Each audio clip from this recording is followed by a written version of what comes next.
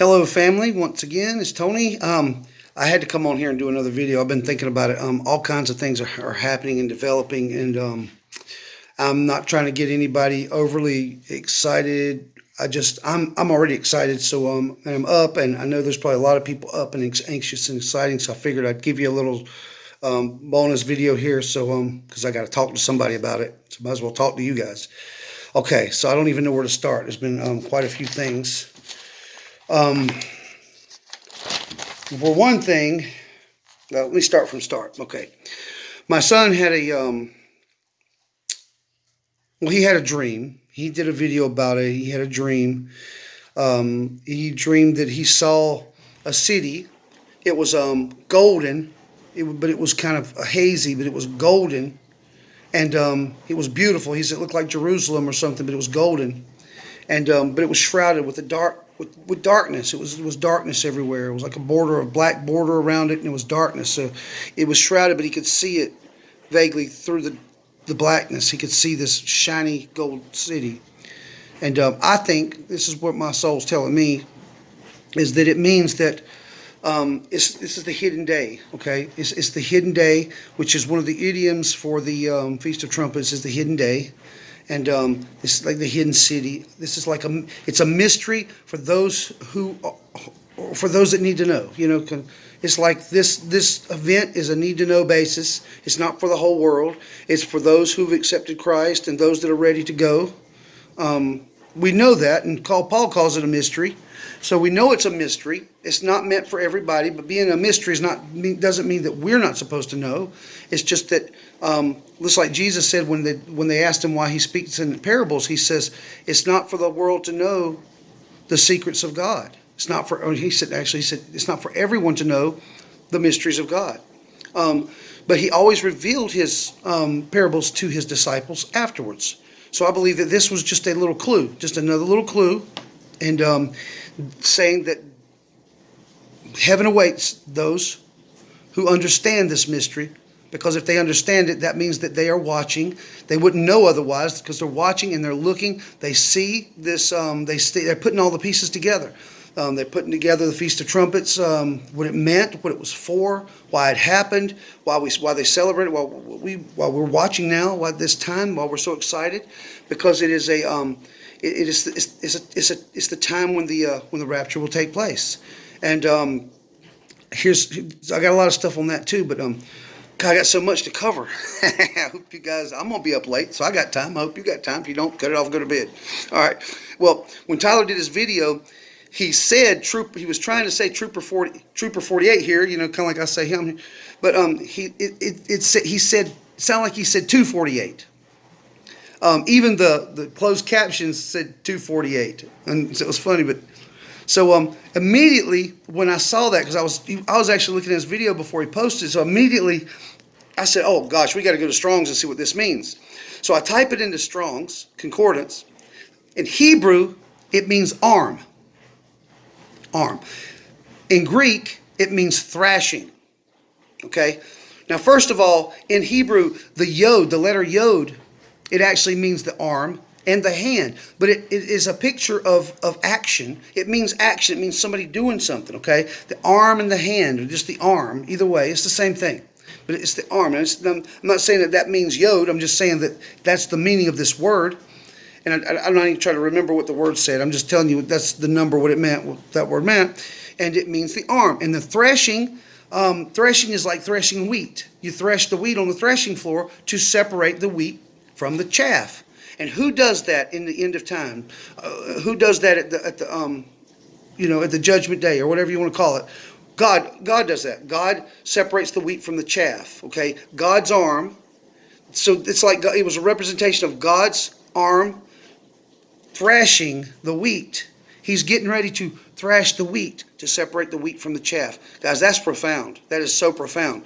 So then some other things happened. I can't remember. There was some little things. There wasn't nothing major. But the other thing that was kind of major is Tyler went outside and he calls me. I says, "Dad, you got to come out here and look at this." I go outside and he says, "Look up at the sky. There's only 2 stars up there." And he was right. There was clouds or something up there, and all you could see was 2 stars shining through the clouds. Anywhere you look, it was 2 stars. And there we go back to where I had the 2 and when I closed my eyes to pray and I saw the number 2. And someone said to me, because I didn't know what it meant, but someone actually said that on their couch, it's like their spirit, something downloaded in their spirit and says, the second day of the Feast of Trumpets. Now, I don't know, guys. This is all speculation, so, keep your hat on. Just I'm trying to get you excited, but I don't want to get you overly excited because I don't know. This is just me just, thinking out loud here. This is exciting for me because I feel like a personal revelations are coming to us. Now, when I went to get my daughter from band, out where I live, I don't get a lot of stations. So I'll pick up, sometimes it'll pick up 99.7 and just a few stations it'll pick up. So I'm scanning through there trying to find something to listen to. And I hear that old Aerosmith song, Dream On. I've never known what the words are. I've never known what the lyrics were for the song. I just know, dream on, and I know there's a part in there that says something about maybe tomorrow the good Lord will take you away. But I said, because that song was playing, it struck a nerve when I heard that, maybe tomorrow the good Lord will take you away, and all of a sudden I said, whoa, that's crazy. Now I know they're not a Christian band or anything, and I'm not trying to glorify them at all. It's just that God works in mysterious ways, and I feel like He's trying to tell me something. When things like this happen, when something downloads into my mind and it triggers a thought, I feel that's when the Holy Spirit is telling me something to pay attention. So I go home and I look up the lyrics, guys, and you can't make this stuff up, okay? The lyrics of this song is amazing, not in and of itself, but in conjunction with what we're looking for right now. It says, sing with me, sing for the year, sing for the laughter, sing for the tear. You guys, come on. Come on, listen. I know you're hearing me right now. Sing with me, if just for today, maybe tomorrow, the good Lord will take you away. That's the chorus, guys. Okay, now let's go to the verses. All right. Every time I look in the mirror, all these lines on my face getting clearer. The past is gone. It went by like dust to dawn. Isn't that the way? Everybody's got their dues in life to pay. I know nobody knows where it comes and where it goes. I know it's everybody's sin. You got to lose to know how to win. Oh my God, guys. You can't make this up. Half my life is books, written pages. Live and learn from fools and from sages. It's true. When all these things come back to you, sing with me, sing for the year, sing for the laughter, sing for the tear. Sing with me if just for today, because maybe tomorrow the good Lord will take you away. Dream on, dream on.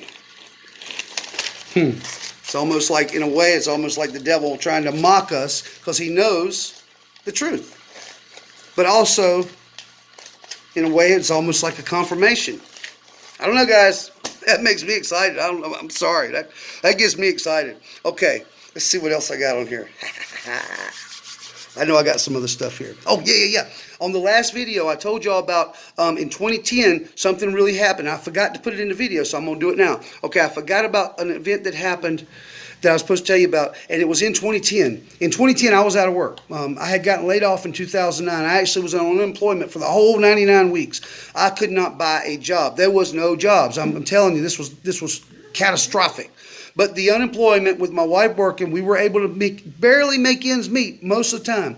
But we were in pretty bad shape. We were struggling. This is the time when I had the money, prayed for the money when I felt like it wasn't right to pray. Anyways, I don't know if y'all remember that or not, but that happened. And miraculously, money came from the state government that wasn't even owed that I know of. It wasn't even, because I keep records and I go to Jackson Hewitt or Hewitt Jackson or whatever every year. And as far as I know, we were never owed any money, and I prayed and I felt guilty, that I prayed it, and I kind of felt bad that I even asked God for it. But I said, if it's not a sin to ask for money, I really need money because we got so many bills and things are piling up, and we need groceries, and I don't know anybody with money. And anyways, I said, if you were to answer this prayer, and I don't know that you would, and I might be a sin to ask, so I'm sorry. I'm not trying to offend you, Lord, but if I could, if you were to give it to me, how would I get it? And I said, would I just need to walk around town, go uptown and look for it, or would it come in the mailbox? And immediately when I said that, I felt ashamed. I felt I kind of chuckled at myself. Like, what am I doing? I can't ask God for this. Not for cash, because it's inherently evil. It's, this was in my mind. So later on that day when I went to check the mail, it struck my mind on the way to the mailbox. Well, yeah, I did, ask that, but I wasn't really thinking there was going to be money in the mailbox. Come on, really.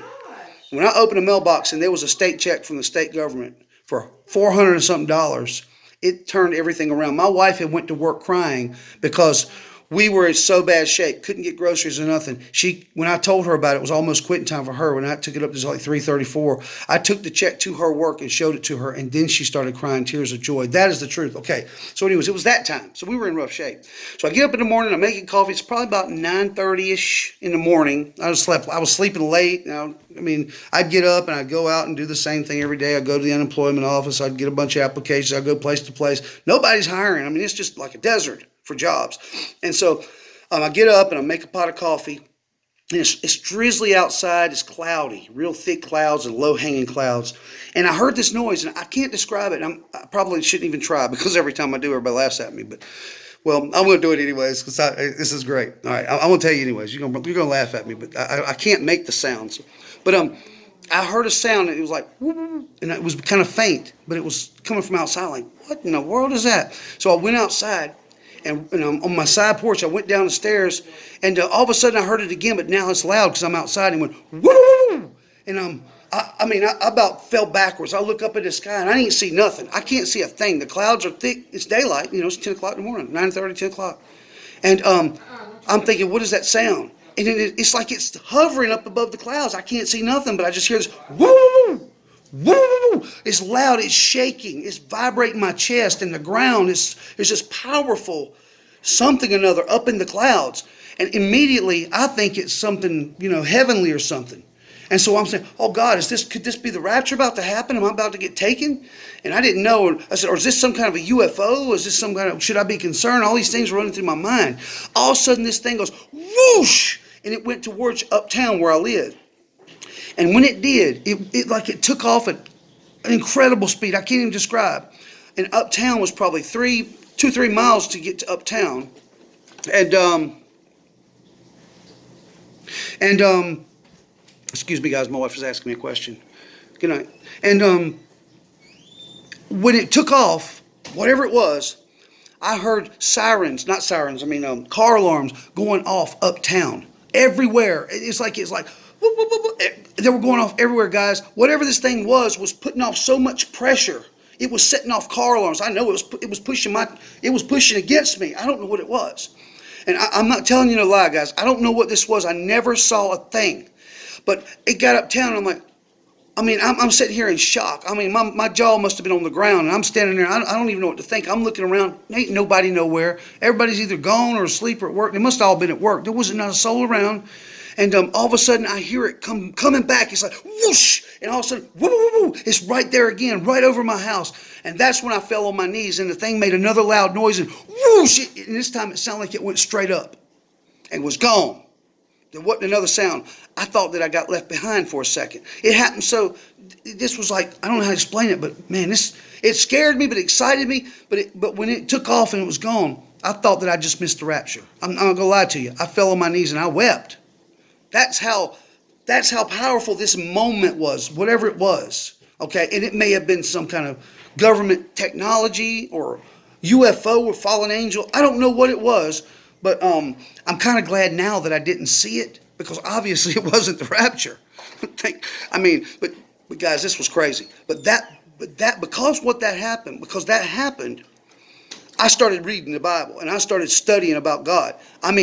Anything I could get my hands on. I started getting into the Word. I started watching Perry Stone and all his teachings about, Hebrew history and the wedding feast, all these different things. I started learning. I started really getting into the Word, and that's when it really got me. I'd always been interested in the Bible and knew a lot of stuff, but I never had a fire in my heart for God until that day, because I realized, I said, this could have been the rapture, and I could have actually gotten left behind.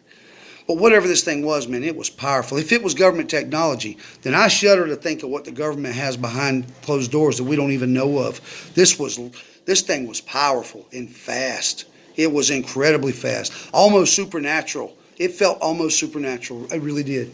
That's why it made me feel that way. But anyways, guys, that's just another thing. Okay. Now I want to tell you about a dream. Look, I put all these in videos several times. I even made a video specifically about some of this stuff. But I know a lot of my new subscribers and people have not heard about it, so I want to tell it to you again. Because I've had dreams and stuff that I've told, but some of you guys haven't heard these yet. You know, your new subscribers and all. Well, this dream happened when I first moved to this house. I've been here about 6 years. It'd probably be 7. I think it'll be 7 years in November. So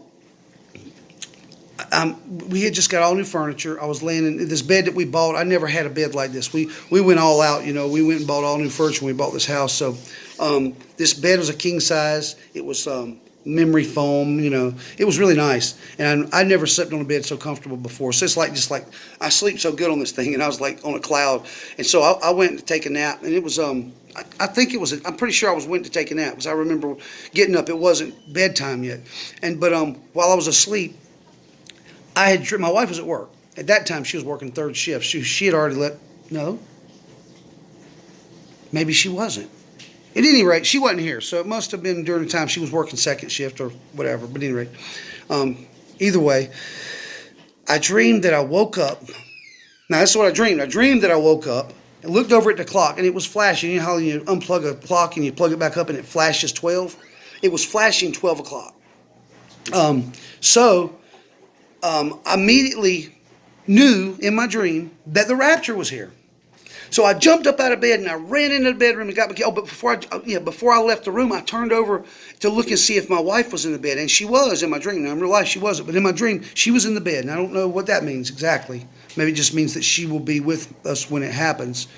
At any rate, she was in the bed. So I get up and I run into the bedroom and grab the kids. My Tyler and my daughter was really young then, and I grabbed them both and we ran outside. And I said, the rapture's here, the rapture's here. And out in the front yard, there was this big UFO in the front yard, sitting in my front yard. I mean, just as pretty as you please. There's a big UFO, and it was crystal clear. This dream was crystal clear. And up in the sky was black, military-looking helicopters. I always say Black Hawk helicopters. I'm not even sure what a Black Hawk helicopter looks like, to be honest. But there were black military-looking helicopters all over the sky, hovering around. And over on the other side of the yard, there was these pyramid-shaped silver pyramid, like reflective silver shaped pyramids, tents, but they were tents. They were literally like camping tents that were shaped like pyramids and real shiny. And these little men, it looked like they may have been Indian, like Hindus, because they could have been some other religion, I don't know, but they had on turbans. It seems like they had little dots. I can't remember, because I know it's pretty sure that's Hindu. But whatever they were sitting cross-legged, sitting on the ground, looking up at me. And I run up to them, and then my kids were running towards the UFO. There was a big door come down, and they could run up on it, on the ramp or something, or stairs or something. So I ran up to them to see why they were in the yard. This was kind of a weird dream, y'all. It gets even weirder. But I ran up to him, and he looks up at me. He says, "You need to understand who we are." That's all he said. And I turned around, and the kids were entering into the UFO. So I run up the ramp, and I go up there, and I said, "Where are my kids? Where are my kids?" And I don't see them. And the person's just looking like me, real solemn, and they point this way, and I look over, and there's a big auditorium. Inside, this thing's a lot bigger inside than what it looks like on the outside. It's like a big auditorium or something inside. And I see them. I see them over there. So I enter into this UFO, and I look to my left, and I see a hallway. And it looks like a hallway inside of a clinic. There's doors like exam rooms all the way down the hall. So I go down in there, and I'm just like curious. I go down in there, and I go into one of the rooms, and I see all these square blocks of plastic, what looked like plastic, sitting on tables, on gurneys, and I see all the medical stuff in there. It is an exam room. And as I get closer to these things, I notice that it's body parts, hands and arms and heads and all this wrapped up in cellophane plastic, different color cellophane plastic. Weird looking. It looks like, like kitchen wrap plastic. So I was like, oh my God, they're going to eat us. That's what I said in my dream. I said, they're going to eat us. That's what I said. And I walk out back into the hallway, and I look to my right, and there's a woman. She's real young. I mean, kind of pretty woman, just young. But she's got a piece of skin hanging off her face, and underneath her skin was reptilian skin. I could see it clear as day. And when I saw it, I panicked. And I went to go run to get the kids. All of a sudden, the dream just completely changes scenes. And instantly, because I was thinking, this ain't the rapture. This is like the devil. This ain't God. This ain't from God. So, and immediately, when I go to run after them, as I'm entering into the auditorium, the dream flashes to a different place. All of a sudden, I'm on a bus, like a Greyhound bus, okay? I mean, it looked like a Greyhound bus. I'm talking, with the luggage racks and the whole 9 yards. And I'm sitting on this rack, and I'm looking out the window, and there's snow everywhere on the ground. And there's what appears to be, now I can't be sure because I don't know Russian, but it appears to be Russian writing everywhere, all over the cars and vans and billboard signs. And in my mind, this was supposed to be another planet. Okay, that's what was in my mind. I was on another planet, and it wasn't heaven. We were about to, something bad was about to happen, really bad. I remember that ominous feeling and the way everything looked. It was just odd, but it looked like Russian writing.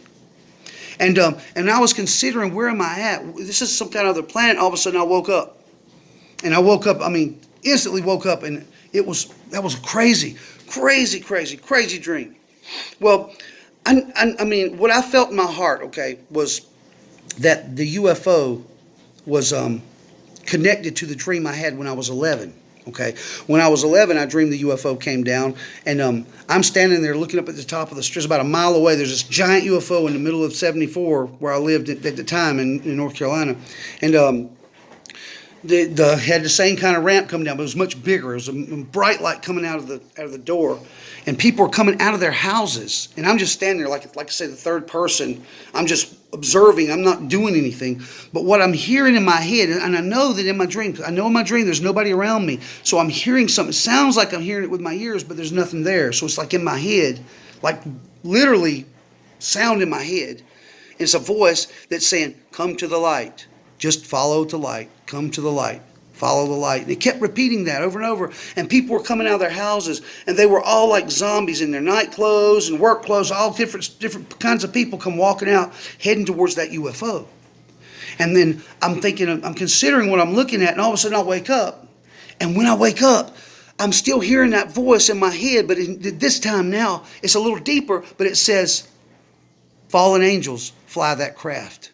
Now, to this day, I can't remember exactly the exact words, but it was either said flying this UFO or flying this craft. But it said that fallen angels, that part I clearly remember, and I clearly remember flying this, whatever it was. So the fallen angels fly these crafts. Now, this is, granted, I was 11 years old, because that's just the years I was playing baseball. That's why I know I was 11. It was right before we had moved in while I was still 11. I had that vision at my other house in Charlotte, North Carolina.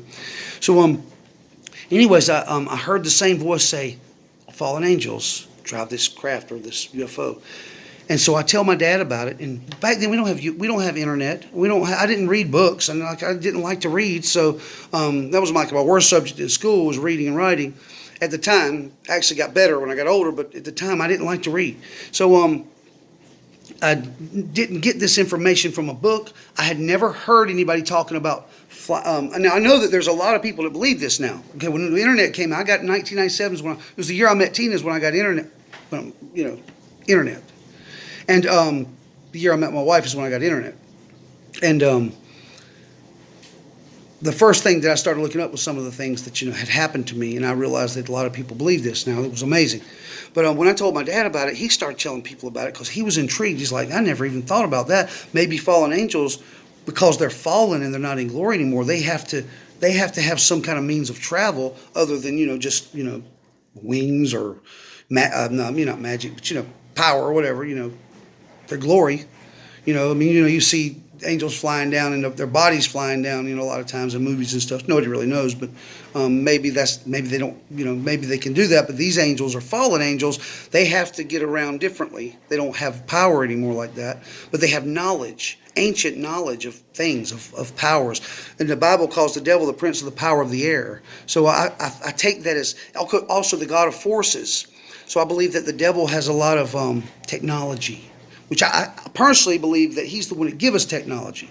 In the late 1800s, early 1900s, I believe it was the devil that started giving knowledge to mankind.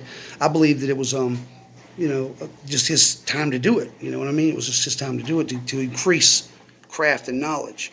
So anyways, So, he's telling everybody about it, and I'm telling people about it.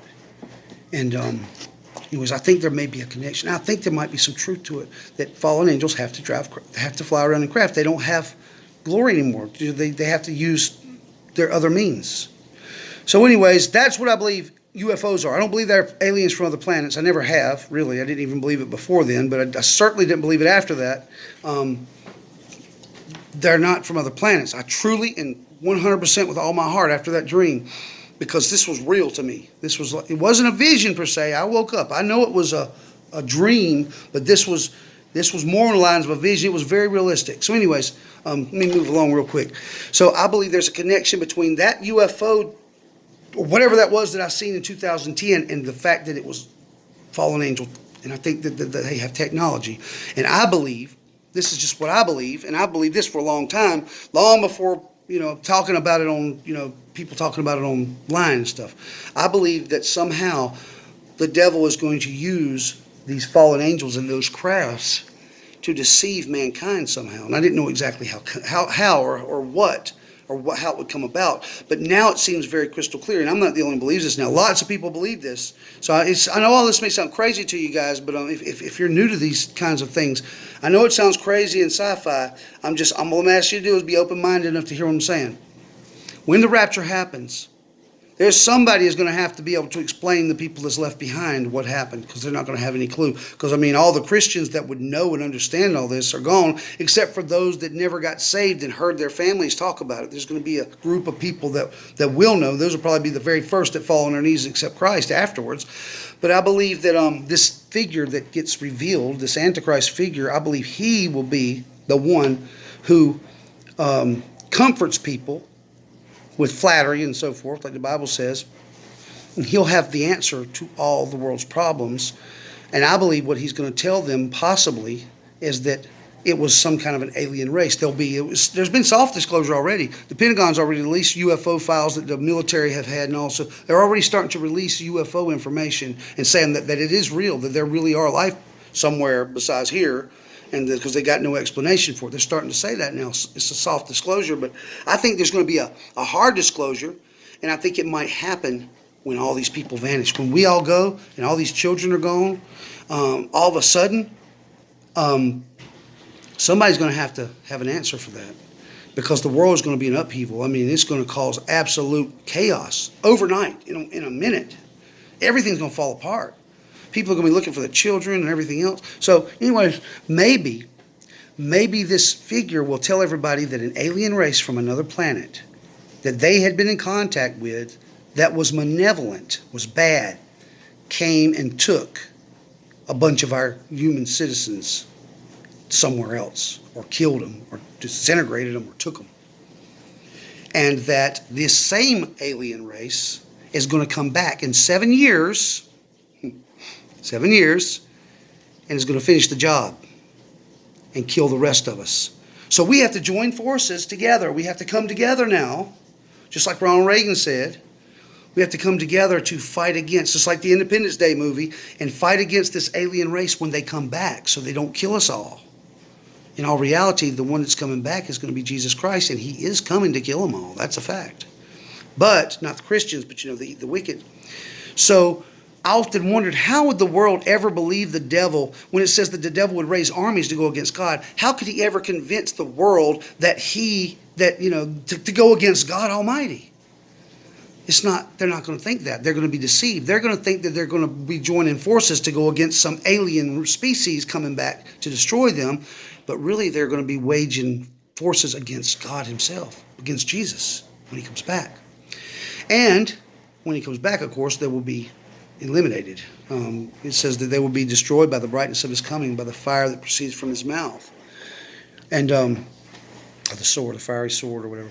So that's what I think, and I think that that's how this Antichrist will rise to power so quickly and have so much power. But then I believe that when like I said, that hard disclosure will also include some kind of we are also in contact with benevolent beings, good beings, that plan to help us with our endeavor to fight off this evil. And that'll be your fallen angels. That'll be your evil spirits. And they might even appear to be good for a while under the devil, controlling them or whatever, until the middle of the 7 years when he turns on the world and declares himself God. Maybe by saying something like this: we are your predecessors. That's why we came here, to help you.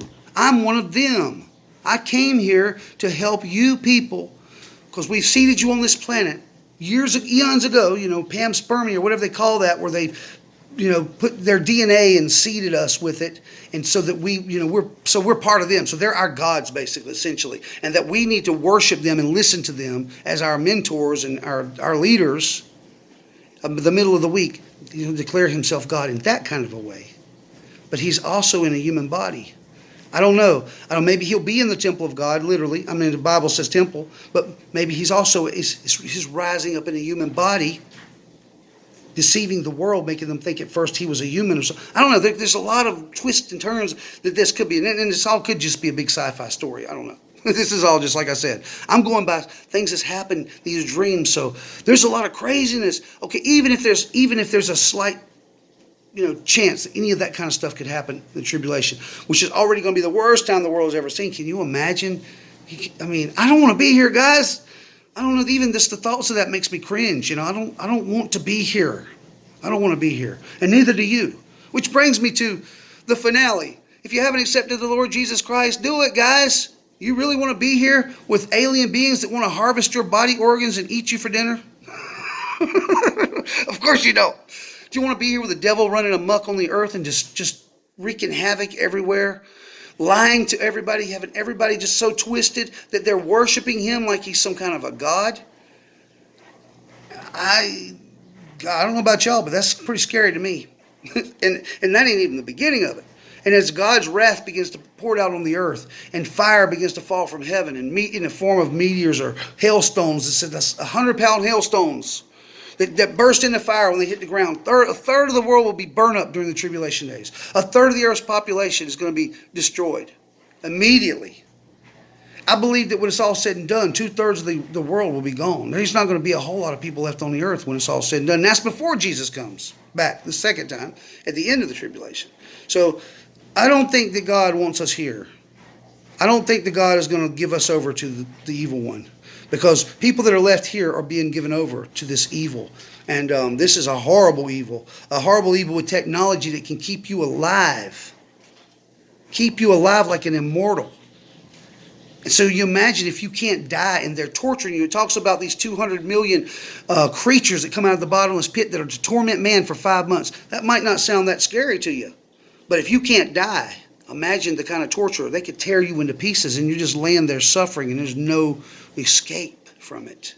Okay, so you want to be here then? I don't think so. I'm not going to be here, guys. I'm not going to be here. I know my Lord, and I know he would never let that happen to his loved children. Now, I'm sure the devil would love to do that. And any other time, maybe the devil would have power to torment mankind. But during this time, he's given great power for a reason. He's trying to shake the world in such a way that everyone repents and comes to him before it's too late. Because God don't want to give any of us over to the devil eternally. So we may have to suffer here, or not us, but some of the Christian saints may have to suffer through that when they convert during the tribulation. But they will be beheaded. They will get relief. They will be beheaded. And I guarantee you that they're going to be ready to be beheaded after seeing this stuff. They're going to be marching to those guillotines, ready to go. I know I would. Take me now. I'm a Christian. I'm not taking the mark of the beast. You're going to have to kill me. Take me now. Because that's according to the Bible, that's the only way you can die, is to die in the name of Jesus Christ. Read it. Look it up. I'm telling you the truth, guys. It's the Word of God. If you believe the Word of God, then that much you got to believe. Now, the aliens and everything else, I don't know. I'm speculating. I have no idea. It sounds awful fascinating and scary to me. But I really had that dream. And God had really showed me that. I know he did. And I think that thing that was at my house could have been one of them. I don't know. I didn't at first because, it was, like I say, it was very supernatural. It was very powerful. But even again, the fallen angels will probably have a lot of power, especially during the time of the tribulation. I believe that they're going to be given more power. Well, maybe not given more power, but there's no restrainer, no Holy Spirit to slow them down, to buffer the impact of their their wrath, but there won't be nothing here. They're going to be like kids in a candy store. I mean, just wreaking havoc on everybody and everything. So guys, if you haven't said to the Lord Jesus Christ, do it today. I have steps in the description. All you got to do is believe the gospel, because the moment you believe the gospel, you're saved. And the gospel is very simple. I'm telling you this because I've had a lot of kickback from the way I give my salvation invitation. So I try to give it to you in such a way to try to get you to wake up, to try to get you to come to the Lord with a contrite heart. But we're getting into times now, and even the Bible says in those days, anyone who calls out the name of the Lord will be saved. And I'm talking about in the tribulation. It says anyone who calls out on the name of the Lord shall be saved. That's how bad it's going to be. God is going to be pouring out mercy on these people. He will. He doesn't want this to happen. So if you want to be saved, you got to believe the gospel. The good news, and this is not a burden. This is not a burdensome gospel. This is a very easy gospel. I got it at 7 years old. I mean, not only did I got it and received it, I believed it, and I believed it ever since. John 3:16, for God so loved the world that he gave his only begotten Son, that whosoever believeth in him should not perish, but have everlasting life. Guys, how easy is that? Believe on Jesus today. Believe him today and get saved, okay? Turn from your ways, because if you love the Lord, you will, right? Okay, well, I'm not done yet, guys. I know I'm getting into this 36 minutes now, but I got some more for you. I'm not done. Stay tuned. All right. Now, okay, I want y'all all to understand what I'm about to say is not to cast stones. It's not to condemn. It's not to judge anybody. I'm merely, once again, speculating on something here. But I believe there's something to it. Now, I believe that all Christians are going in the rapture. If they're saved, I believe they're going in the rapture. Don't get me wrong. All of them. I do believe that. I've been back and forth on that a little bit. I know that, but I am convinced. And I believe, and over the course of the past couple of weeks, God has shown me this. And so if I've said something different, then I repent of it now, because this is what I believe. I'm firm with this now, because I'll tell you why. Before I thought maybe that because there's a special reward that's offered, and I thought maybe that like when Jesus is talking to the churches, that there's some kind of a way that you might get thrown into tribulation if you're saved. But I think he was talking to those people who were claiming to be Christians, claiming to know the gospel and be saved, that really aren't. Because that they could be like Sunday going Christians that aren't really Christians. They never really committed to Christ. They never really came to him and believed. They might have said the words, but they didn't believe in their heart. So you got to believe it in your heart. If you don't believe it in your heart, you're really not saved, right? So I mean, I know people personally that you talk to them about Jesus and they'll agree with you, but then they're like, well, I got to see it to believe it. I'm one of those kind of people. I know people like that. I know some military people like that too. So this is hypothetical. Don't get upset with me. Let's just say, hypothetically speaking, that when the Bible says that there is a crown of righteousness for those who love the appearing of the Lord Jesus, okay? Now, we know that that's the coming of Jesus for the rapture. We know that. So we all love that, right? We all are waiting for Jesus. That's what we're doing here tonight. We're waiting for Jesus. And we love that. We love his appearing. We do. We love his appearing. But okay, let me plead with you for a second. Now, some people are hearing shofars. I'm talking about saved Christians. Now, I don't know anybody that's not saved Christian has said anything about it. But our saved Christians, our brothers and sisters, have been saying, some of them have been saying they're hearing them. Some of them haven't. Some of them have prayed and they've heard it. But something that I noticed, and I'm not casting stones. I could be totally wrong about this, so don't jump down my throat. I could be totally wrong. This is just me speculating, hypothesizing. I can't say that word. Hypothesizing. Okay. What if this righteous, now the reward, now I'm not talking about the going in the rapture. I'm talking about the crown of righteousness, okay? What if there's certain criteria that have to be met in order to receive the crown? I mean, loving his appearing. Now, I want you to think about a story. When Jesus came back to the disciples and he stayed for 40 days, I believe it was 40 days. Okay, stayed with the disciples. Right before he ascended back to heaven, he was gathered with his disciples, I think on the Sea of Galilee, I believe. And they were sitting, and he talks to Peter, and he says, Peter, do you love me? Peter says, yes, Lord. He says, then feed my sheep. And so Jesus looked at him again and says, Peter, do you love me? He says, Lord, of course I love you. I love you. He says, well, then if you love me, feed my sheep. And then he asked him a third time. He says, Peter, do you love me? Lord, you've asked me this twice. Okay, I love you. I love you so much. I love you. Then feed my sheep. Feed my sheep. Okay, how many of us are feeding Jesus' sheep? If you love him and you love his appearing, feed his sheep. How do you feed his sheep? His sheep are everybody. He's God. Everybody is his sheep. Aren't they?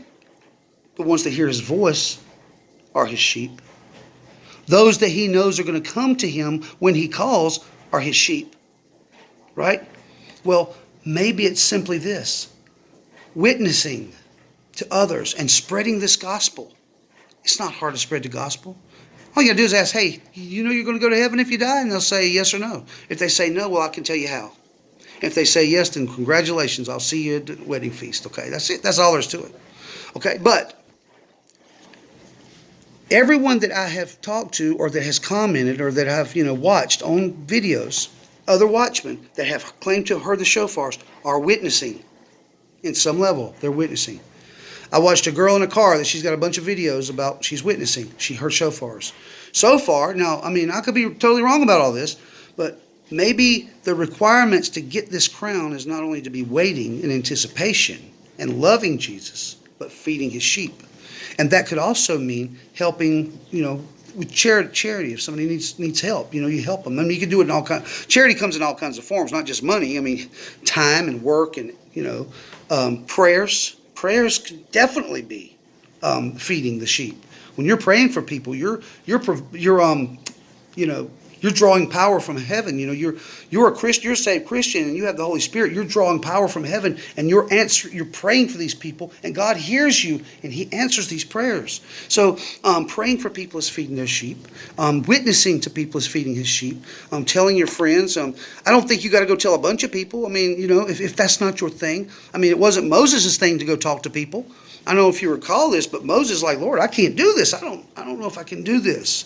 But God said, your brother Aaron will do the talking for you, because God's got an appointment for you. You're going to do it one way or another. He's going to find a way, right? So Aaron did his talking for him. He wasn't a talker. He couldn't approach people, even though he was a prince or whatever in Egypt. It doesn't mean he was a good talker. This was a scary mission, to go out and tell the Pharaoh to free his people, So this was, a lot of people are scared to do that. I don't even like going to talk to strangers about it. It's awkward for me. It's not that I'm ashamed of the Lord. I'll tell anybody about Jesus. I love Jesus. But witnessing is feeding his sheep. But guys, if you're not hearing the shofars and you know what I'm saying might be true. Now I don't know. But if there's something to this, then maybe you need to be feeding his sheep.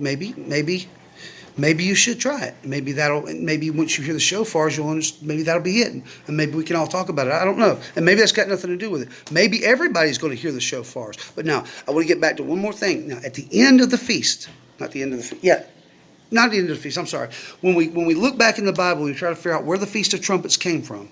We know that it came from by the clues, because there's really no absolute anything that tells about, when God tells Moses to blow up the trumpets on the first day of Tishri, he doesn't say really why or anything like that. But it says as a memorial, it does say that. And so whenever there's a memorial, you're remembering something, you're doing something as a momentum for something that has already occurred. And the only thing that's happened in the Bible that would allude to this blowing of trumpets was when the Israelites or the Hebrews were in front of Mount Sinai. When God told Moses, tell them to clean themselves up, tell them for tonight and tomorrow, tell them to wash their clothes, don't lay with their wives, don't do these other things, stay clean. And then on the third day, he says, in the morning early, bring them to the mountain, to Mount Sinai. And that's when he came down from heaven to Mount Sinai. That's the time he brought Moses up. What he did, he came down in a cloud of smoke and fire. And and Moses spoke to him. And then as soon as Moses spoke to him, he says, Moses, come up here. And Moses went up. Supernaturally, he went up to the mountain. And he was gone for 40 days. And the Hebrews witnessed him go up. Remember, there was a sound of trumpets. It said in the morning when he got up, they heard the sound of trumpets. It kept getting louder and louder and louder and louder. And these people were trembling. The earth was trembling. They were scared to death as they approached Mount Sinai. And they see the smoke and fire like a great furnace coming down from the sky to the mountain. And they're scared to death, guys. They're shaking in their boots. And all of a sudden, God speaks. Or maybe the trumpets was his voice. You know, I heard Barry All had mentioned that. Maybe the trumpets is God's voice, okay? Maybe it's the voice of God you're hearing. So anyways, they hear these trumpets blowing, and they see God come down, and then they see Moses whoosh, go up. But then after 30 days or however long it was, they begin to believe that Moses ain't coming back. They've given up. They've lost hope, and they turn away from God. Now they do it in a way that they're trying to act like that they're doing it for God. They're going to make an idol unto the Lord Yahweh, but really they're just making an idol unto Baal, because the Baal was always a cow or an ox or whatever.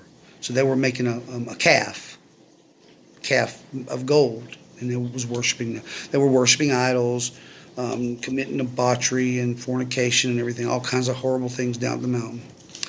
And then when Moses came back. Now see, I'm telling you all this to tell you what. So that was what happened that they're supposed to remember, I believe. And so there's a lot of other people, because it's the only thing it could be. So they're remembering this event. But what did this event, what was it a shadow type of? What was it a play rehearsal for? Could it be a play rehearsal for when God comes and takes us up to heaven? And I say God because it says that the Lord himself shall descend at the last trumpet, the voice of the archangel and the last trumpet. The Lord himself. Now, which in Hebrew would be Adonai, and of course Adonai is God, when they refer to him as Adonai or Lord.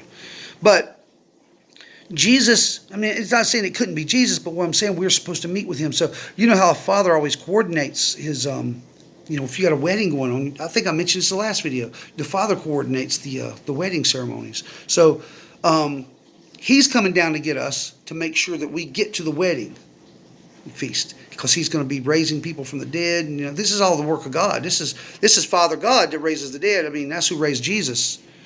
Father God. God the Father. He is the creator. He has, he knows how to do this the right way and how to do it quick. So I know maybe Jesus could do it too. I don't know. But the point is that we're meeting with him. So he's waiting for us up there. We get raptured up. So the Feast of Trumpets, it makes the most sense. So the trumpets are blowing in the morning. So if in the morning any of you are hearing trumpets blowing, there's this one woman that had a dream and sent it to my son in one of his comments. She said that she dreamed that there was thousands of trumpets blowing. Well, if you wake up in the morning and the trumpets are blowing, well, you know exactly what it is if you hear them trumpets in the morning. So I know there's not a lot of time now to witness or anything, but it's late. A lot of you are probably already asleep. But these are just my thoughts, guys. Don't take them. Take them with a grain of salt. If you feel led in the Holy Spirit to do some of this, then go for it. But otherwise, it may be too late now. Because I'm just kind of understanding this now. I don't know. But here's what I do know. I do know that there's a crown of righteousness for those that love the appearing of Jesus. And also he mentions not to let anyone steal your crown. So how do you get your crown stolen? If the crown is a reward, people telling you the rapture is not going to happen right now. It's not going to happen at the Feast of Trumpets. It's going to happen next year. It's going to happen in 20 years. It's not going to happen at all. It's not going to be a rapture. It's going to happen in the middle. Or there's going to be 2 raptures or 3 raptures or 10 raptures. I mean, people just all over the place with this stuff. There's only one answer to it, and it's only one right answer, and the pre-tribulation rapture makes the most sense. So if you hear the trumpets blowing in the morning, guys, get excited. That's all I can tell you. If you're hearing trumpets in the morning, we're about to leave. So some of you guys might already be in the morning, and you may be or maybe not hearing them. I don't know, because I'm it's late here, and I know we ain't got long to go. But so either way, if he doesn't come tomorrow, or if he doesn't come today, wherever we're at now, then just know he is coming soon for you guys. And if he does tarry, if he doesn't come, if it's not time, it doesn't mean he's tarrying. Really, the honest truth is we think he's tarrying, but really he's going to come at the perfect appointed time. We just don't know what that time is yet. We will find out when he comes, and we'll know. We'll probably say, of course it was this time. It makes sense, and it'll all make perfect sense. But right now we see through a glass dimly, we're just trying to figure it out, trying to figure out that blessed hope, and we're trying to we want to see our Lord. We want to go home. Everybody's tired, and I'm tired. But I'm on fire, and I love the Lord, and I'm ready to keep on preaching. So if he don't come, don't think I'm going to slow down a bit. You'll see you'll see my ugly mug every night. I'm going to be preaching the gospel, and I'm going to be excited about doing it because I love it. This is a labor of love for me. I love the Lord, and I love you guys too. And you guys have a wonderful night. And I hope I see you. I hope I see you in the clouds. And if not, I'm going to see you in the clouds soon. But I'll definitely see you tomorrow night on the video. Good night, guys.